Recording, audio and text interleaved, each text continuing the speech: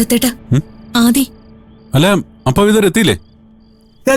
നേര് പറ, തനിക്ക് അവനെ കുറിച്ച് ഒന്നും അറിയില്ലേ? ഇല്ല മുത്തശ്ശി, അറിയെങ്കിൽ ഞാൻ പറയില്ലേ. അല്ല, ഞാൻ കരുതി അവൻ തിരിച്ചെത്തിയിട്ടുണ്ടാവുന്നു. പിന്നെ ഇവളോട് പോലും പറയാതെ ദത്തിന് എവിടേക്കാ പോയേ? അല്ല, അതൊരു ഒഫീഷ്യൽ കോൾ വന്നിട്ട്. അതാ ചോദിച്ചേ, ആമിയോട് പോലും പറയാൻ പറ്റാത്ത എന്തു കോളായിരുന്നു അതെന്ന്. എന്റെ ആദിക്കുട്ടിനെ കുറിച്ചുള്ള എന്തെങ്കിലും കാര്യമാണെങ്കിൽ ഇത് ഇപ്പോഴെങ്കിലും ഒന്ന് തുറന്നു പറ. അല്ല മുത്തശ്ശി, എന്തെങ്കിലും ഉണ്ടെങ്കിൽ ഞാൻ പറയില്ലേ. പിന്നെ ഇങ്ങനെ അവൻ കള്ളം പറഞ്ഞിട്ട് എവിടെ പോയതാ?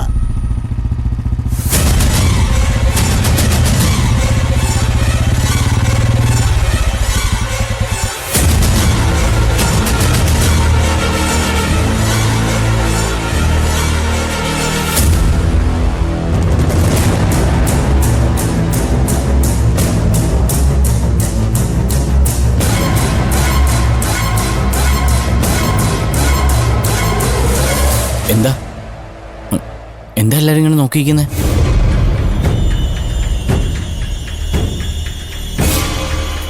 ലത്തേട്ടാ, എന്തെങ്കിലും പ്രശ്നമുണ്ടോ? ആമി ചേച്ചി, എന്താ കാര്യം? ഇതെന്താ ആരൊന്നും മിണ്ടാത്തെ? മനുഷ്യനെ വെറുതെ ആദ്യം പിടിപ്പിക്കാതെ കാര്യം പറയും. മുത്തശ്ശി, എന്താ കാര്യം?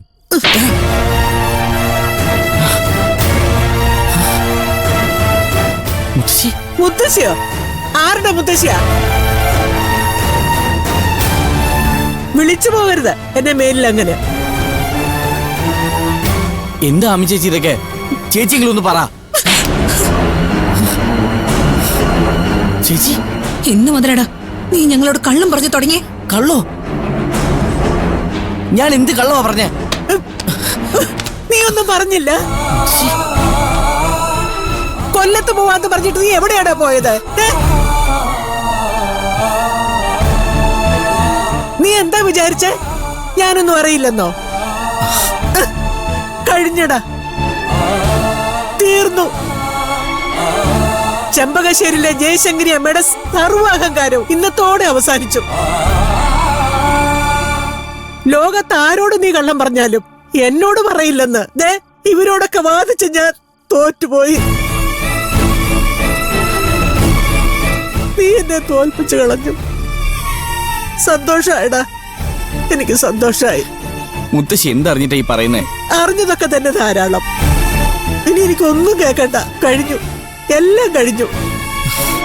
ഇനി നിനക്ക് നിന്റെ വഴി, എനിക്ക് എന്റെ വഴി. മുത്തശ്ശി, ആദി, സാരമല്ല, മുത്തശ്ശി സങ്കടം കൊണ്ട് പറയുന്നേ. അത് നീ കാര്യമാക്കണ്ട.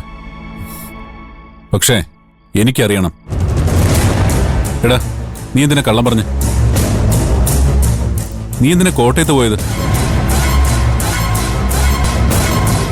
അളിയ, പറയാതി. ഞാൻ ശബാനെ കാണാൻ പോയതാ.